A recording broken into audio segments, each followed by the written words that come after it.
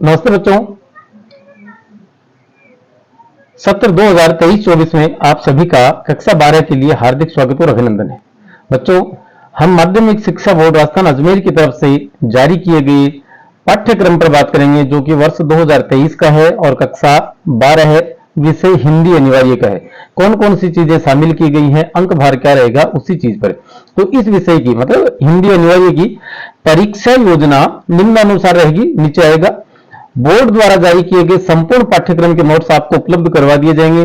आप चैनल को सब्सक्राइब कर लें और इससे जुड़े रहें। फिलहाल इस शानदार पाठ्यक्रम के लिए आपको ढेर सारी बधाइयां। परीक्षा योजना 2024। अच्छा, एक बात और है कि ये सारा पाठ्यक्रम जो है वो आपको इसी चैनल पर लगातार उपलब्ध करवा दिया जाएगा। यहां देखते हैं अधिगम क्षेत्र और अंक भार, ये एक सारणी है और इस सारणी में हम देखेंगे अपठित बोध से 12 अंक के क्वेश्चन पूछे जाएंगे, रचनात्मक लेखन से 16 अंक के, व्यावहारिक व्याकरण से 8 अंक के होंगे। आरोह है भाग 2, ये आरोह है भाग 1 तो 11वीं कक्षा में थी, भाग 2 12वीं में, उसमें से 32 अंक के प्रश्न है। सबसे महत्वपूर्ण यही है और बाकी हालांकि सभी अपने अपने स्थान पर महत्वपूर्ण है, लेकिन सबसे ज्यादा अंक भार आरोह 2 का रहेगा। वितान 2 में 12 अंक के प्रश्न किए जाएंगे।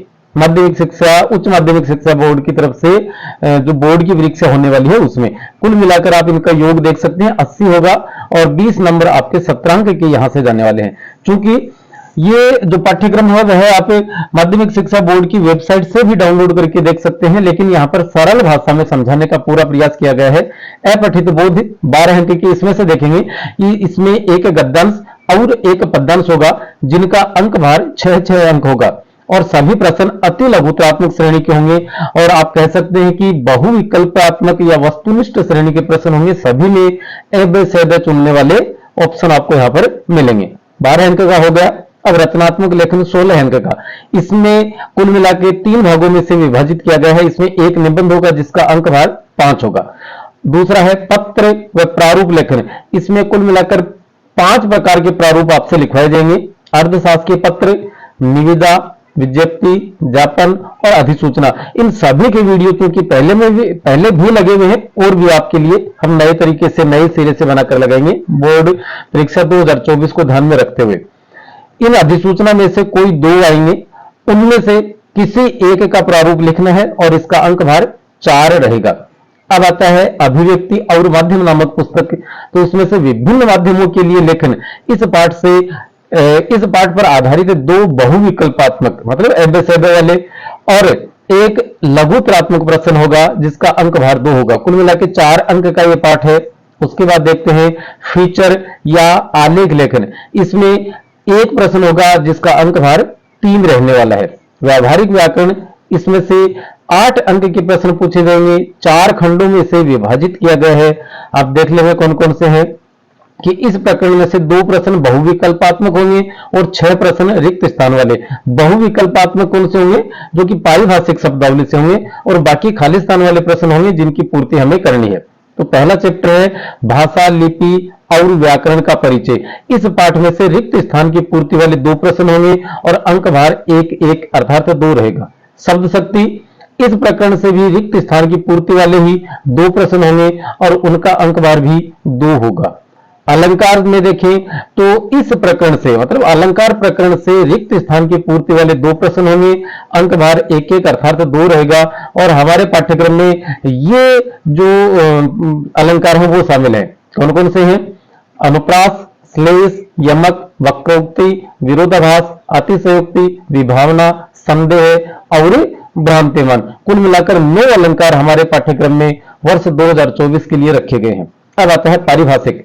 इस प्रकरण से अंग्रेजी के 2 शब्दों का हिंदी अर्थ पूछा जाएगा। इसको हम कह सकते हैं कि पारिभाषिक शब्दावली जो है इसे 2 खंडों में विभाजित किया गया है।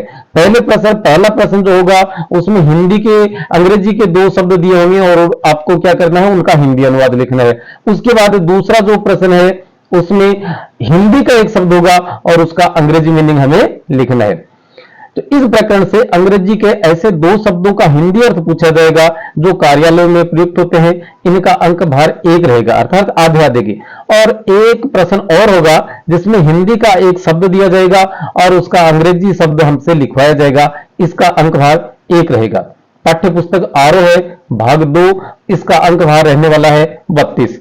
इस पाठ्य पुस्तक से कुल 32 अंक के प्रश्न किए जाएंगे, जिनमें 2 व्याख्या अर्थात एक पद्य खंड से और एक गद्य खंड से करनी है। इनमें 2-2 आएंगी, हमें कोई एक एक करनी है। अंक भार 6-6 अर्थात 12 अंक का रहेगा। एक कवि या एक लेखक का परिचय पूछा जाएगा, जिसका अंक भार 4 रहेगा।